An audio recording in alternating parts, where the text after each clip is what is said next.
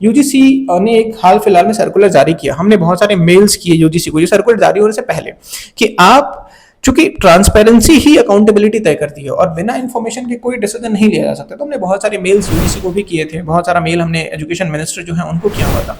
तो एक सर्कुलर हाल फिलहाल में जारी किया यूजीसी ने, ये इन्होंने 10 जून को जारी किया था और इन्होंने ये जो सर्कुलर है उसमें कहा कि आप सारी वो इन्फॉर्मेशन जो स्टूडेंट्स को रिक्वायर्ड होती है इन्फॉर्म डिसीजन लेने के लिए वो अवेलेबल कराइए।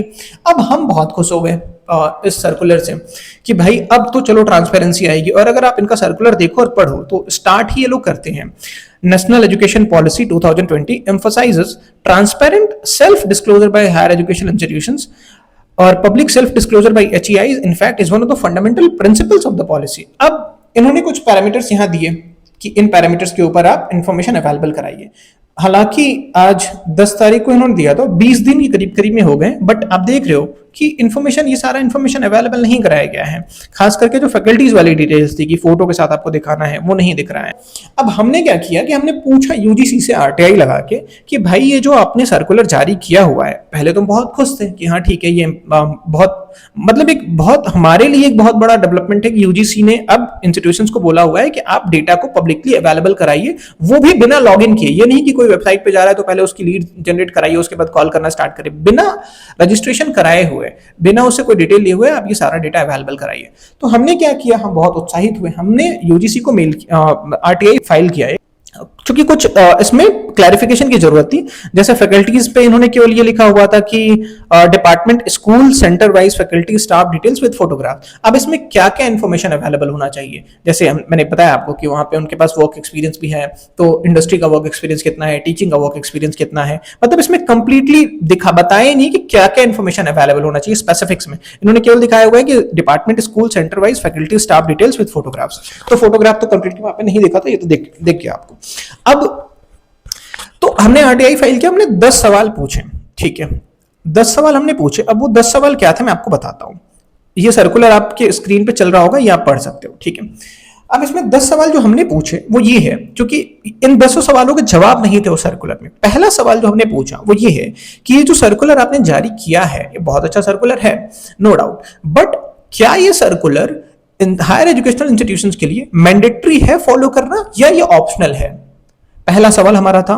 दूसरा सवाल जो हमने पूछा वो ये पूछा कि जो इंस्टीट्यूशंस इन गाइडलाइंस को फॉलो नहीं कर रहे हैं उनके ऊपर आप क्या एक्शन लेंगे। दूसरा सवाल ये था हमारा। तीसरा सवाल जो हमने पूछा वो ये पूछा कि इसका डेडलाइन क्या है, ये जो इंफॉर्मेशन अवेलेबल कराने की आप बात कर रहे हो हायर एजुकेशनल इंस्टीट्यूशन से, ये कब तक अवेलेबल कराना है उनको, क्योंकि इस सर्कुलर में ऐसा कोई डेडलाइन उन्होंने नहीं बताया हुआ था और ये एडमिशन का पीक चल रहा है अभी। तो इन्फॉर्मेशन अगर आप एडमिशन के बाद दोगे तो उसका कोई रेलेवेंस नहीं हो, टाइम से चाहिए होगा इन्फॉर्मेशन। तो आप डेडलाइन आपने नहीं बताया इस गाइडलाइन में कि कब तक इसको इंप्लीमेंट करना है। चौथा सवाल जो हमने पूछा वो ये पूछा कि आपके पास आपने क्या मैकेनिज्म बनाया हुआ है जिससे कि आप ये वेरीफाई कर पाओ कि ये जो डेटा इंस्टीट्यूशंस अपनी वेबसाइट पे अवेलेबल करा रहे हैं वो सही है या नहीं। पांचवा सवाल जो हमने पूछा वो ये पूछा कि इन गाइडलाइंस के मतलब इफेक्टिव इंप्लीमेंटेशन के लिए आपने क्या स्टेप लिए हुए हैं, क्या मैकेनिज्म आपने बनाया हुआ है। छठा सवाल जो हमने पूछा वो ये हमने पूछा कि जो कंप्लायंसेस की बात आप कर रहे हो कि ये चीजें आपको फॉलो करनी है, अगेन वही वाली बात कि इनकी मॉनिटरिंग के लिए क्या मैकेनिज्म है आपका कि टाइम से हो रहा हो। ऐसा नहीं कि ठीक है एक बार एक चीज होती है कि प्रॉब्लम क्रिएट हो जाता है, इंस्टीट्यूशंस ने नहीं दिया, उसके बाद आप उस पर एक्शन लोगे। दूसरा होता है कि आप उस प्रॉब्लम को क्रिएट ही ना होने दो। तो हमने पूछा कि आपने मतलब मॉनिटरिंग के लिए क्या किया हुआ है कि हाँ इतने टाइम बाउंड में ये डेटा अवेलेबल हो गया है या नहीं हुआ है, तो इसकी मॉनिटरिंग के लिए आपने क्या वो किया हुआ है। हमने सवाल स्पेसिफिक पूछा था, आर देयर एनी मॉनिटरिंग और compliance measures in place to ensure adherence to these guidelines, if so please provide details of these measures. सातवां जो हमने पूछा वो ये पूछा कि जो वही फैकल्टीज वाले में कंप्लीट इंफॉर्मेशन इन्होंने यूजीसी ने अपने नोटिफिकेशन में नहीं बताया था, तो हमने पूछा कि What specific details should be included in this disclosure? ये हमने पूछा। आठवां जो हमने पूछा वो ये पूछा कि क्या कोई स्टैंडर्ड प्रेस्क्राइब फॉर्मेट आपने बताया हुआ है इंस्टीट्यूशंस को कि इस फॉर्मेट में आप शेयर करिए। नौवां जो हमने पूछा जो बहुत इंपॉर्टेंट था कि प्लेसमेंट का केवल आपने नाम लिया वहां पे, प्लेसमेंट और प्लेसमेंट ही सबसे ज्यादा मिसयूज किया जाने वाला, प्लेसमेंट का डेटा ही सबसे ज्यादा मिसयूज किए जाने वाला पैरामीटर है। तो इसको लेके आपने किस तरीके का प्रावधान किया हुआ है। तो इसमें हमने स्पेसिफिक में क्या पूछा कि placement information is a critical factor for students which is often misused through incorrect and selective data sharing. जैसे सेलेक्टिव डेटा देख लिया आपने कि सेलेक्टिवली ही कैसे डेटा शेयर किया गया by institutions to deceive students, then what arrangements or guidelines has the UGC put in place to ensure that higher educational institutions provide accurate and comprehensive placement data? अब ये हमने पूछा, उसके बाद हमने बोला कि क्या आप कुछ ऐसा सोच रहे हो या कुछ ऐसा प्लानिंग है आपकी, will there be a mandate for institutions to either share complete data, या तो आप कंप्लीट डेटा शेयर कराइए या आप किसी का भी डेटा मत शेयर कराइए, बाकी पैरामीटर्स पर रिव्यू कराइए।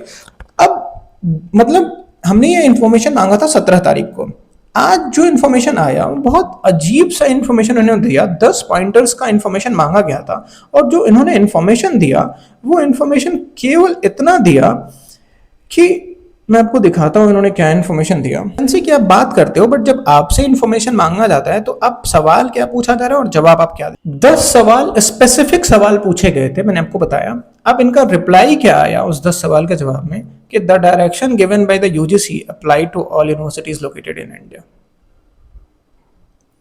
मैंने 10 स्पेसिफिक सवाल पूछे थे और इसका जवाब एक लाइन का आया कि the directions given by the UGC apply to all universities located in India. ये तो हमें भी पता है, हालांकि मैंने इस पे इसके अगेंस्ट में अपील जो है, फर्स्ट अपील जो होती है वो मैंने सबमिट कर दी है कि भाई मैं सवाल कुछ और पूछ रहा हूं, जवाब कुछ और दे रहे हो। तो ट्रांसपेरेंसी की कमी आप यूजीसी के अंदर में भी देख रहे हो कि इन्फॉर्मेशन देने में इतनी झिझक है, और पॉइंटेड सवाल है, ऐसा भी नहीं है कि उसमें कुछ समझ ना आने वाली बात है। 10 पॉइंटेड सवाल है।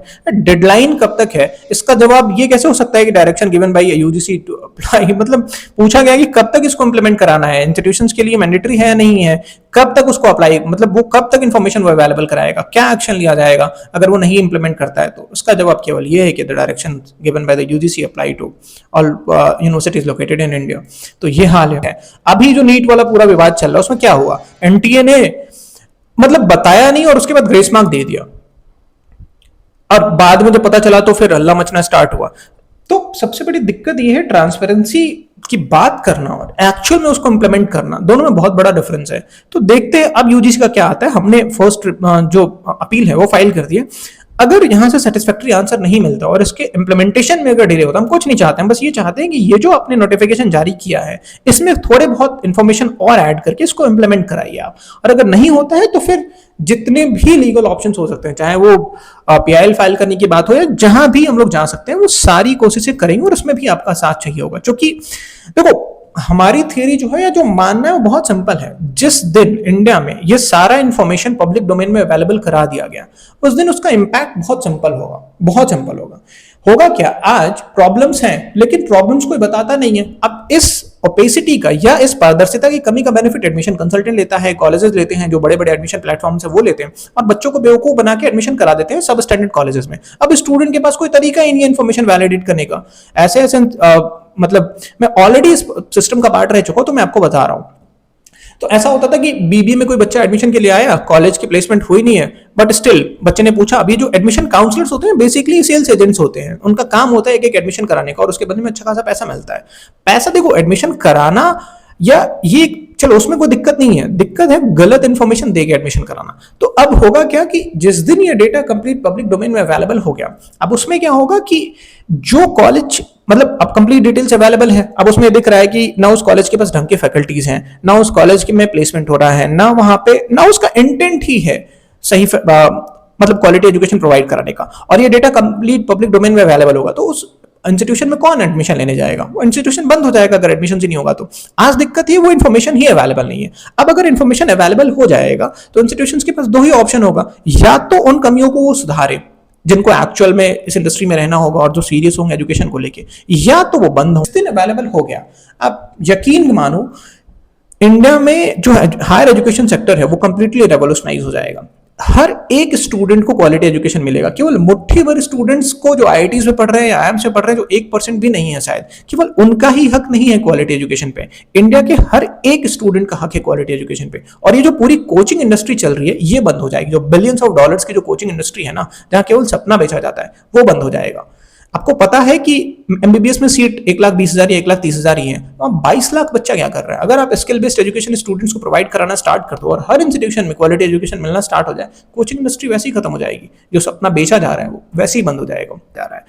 तो आप बने रहिए हमारे साथ, और अब आपकी भी रिस्पॉन्सिबिलिटी है, क्योंकि देखो हमने जॉब क्विट करके ये स्टार्टअप स्टार्ट कर दिया, बट जब तक जिसके लिए हम कर रहे हैं वो ही नहीं जागरूक होगा, वो ही नहीं जागेगा और वो इंफॉर्मेशन नहीं मांगेगा, तब तक कोई चेंज नहीं आ पाएगा। और हमें पता है कि ये बहुत बड़ा प्रॉब्लम है, अगर इसको सॉल्व कर दिया गया तो इंडिया कंप्लीटली दूसरे डायरेक्शन में जा सकता है, बट ये तब तक नहीं होगा जब तक आप एक्टिवली पार्टिसिपेट नहीं करोगे। तो हम्बल रिक्वेस्ट है, किसी भी कॉलेज में एडमिशन तब तक मत लेना, तब तक 1 रुपए भी फी सबमिट मत कर देना जब तक आपको डेटा ना प्रोवाइड करा जाए। डेटा अगर नहीं प्रोवाइड किया जा रहा है, यूजीसी को लिखिए, आप सोशल मीडिया को यूज करिए, वहां पे टैग करिए इंस्टीट्यूशन को, पब्लिकली बताइए कि आपकी वेबसाइट पे डेटा ही अवेलेबल नहीं है। कॉल पर अगर बात होती है तो भी उनसे मांगिए आप, और आप देखोगे कि किस तरीके से अभी हाल फिलहाल में एक बहुत बड़ा पोर्टल है जिसने एक बहुत बड़ा कैंपेन, इमोशनल कैंपेन लॉन्च किया, मैं नाम नहीं लूंगा, उसने ये बताया कि हाँ वो गाइडेंस के लिए। अब आप कॉल करके देखिएगा जितने कॉलेज डिस्कवरी प्लेटफॉर्म्स हैं, बहुत बड़ा मेजॉरिटी ऑफ ये जो कॉलेज डिस्कवरी प्लेटफॉर्म्स हैं, ये डिसइंफॉर्मेशन स्प्रेड करने का एक बहुत बड़ा बहुत बड़ा हथियार है कॉलेजेस के लिए, जो कोलैबोरेट करके इनके साथ और डिसइंफॉर्मेशन को स्प्रेड करते हैं। आप टेस्ट कर सकते हो, आप उनको कॉल करके देखिए, वो केवल लिमिटेड सेट ऑफ कॉलेजेस ही बताएंगे आपको जिनके साथ उनका कोलैबोरेशन होता है और जिनके लिए वो काम करते हैं। आपको अच्छे इंस्टीट्यूशंस के बारे में आप पूछोगे वो नहीं बताएंगे। इनफैक्ट हमने जॉब क्विट ही इसलिए किया था क्योंकि वहां पे इस लेवल पे चीजें चल रही थी, लोगों को इस तरीके से मिसगाइड किया था। वो दावा करते हैं गाइडेंस का, बट एक्चुअल में होता मिसगाइडेंस है।